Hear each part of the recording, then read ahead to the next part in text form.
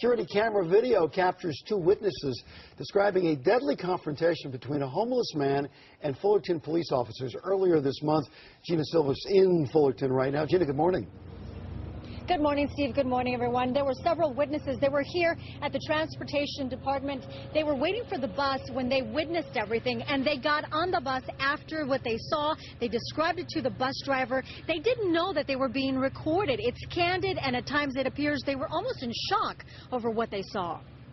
His face against the curb was red, and they beat him up. And there's two other cops came, tased him 6 times. And they were two cops holding him down. All the cops came and they hog-tied him, and they're like, "Please God, please Dad." They killed him. Yeah. There's a huge photo. This is 37-year-old Kelly Thomas, a homeless man who suffered from schizophrenia. On July 5th, Fullerton police officers confronted Thomas while they were investigating reports of a man breaking into cars. Officers say Thomas ran away when they approached him. When they caught him, they insist Thomas became violent and a fight broke out. It was over when Thomas lost consciousness. He suffered severe head and neck injuries, and 5 days after the incident, he was taken off life support. At a vigil for his son, Ron Thomas, a retired Orange County deputy sheriff, says officers used excessive force and need to be punished. What absolutely needs to happen is, if you or I did this, we'd go to prison for murder. That's exactly what needs to happen to these group of rogue officers. They need to go to prison for murder. And several of the people who witnessed the police confrontation with Thomas couldn't agree more, saying the 6 officers involved were out of control.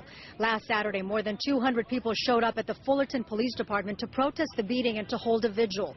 Now, the father of Thomas says an attorney representing the city of Fullerton made a $900,000 offer to settle out of court when it comes to civil litigation. The FBI and the Orange County District Attorney are investigating this case. Fullerton PD won't comment on the allegations of excessive force, only to say they are investigating and that 2 officers suffered broken bones. Now, back here live, there's a makeshift memorial. People have brought out flowers, candles, and signs. Many people outraged over what happened. This sign right here says it all. A lot of people have said it says you can't hide behind the blue coat of silence. We have social media, and cell phone cameras.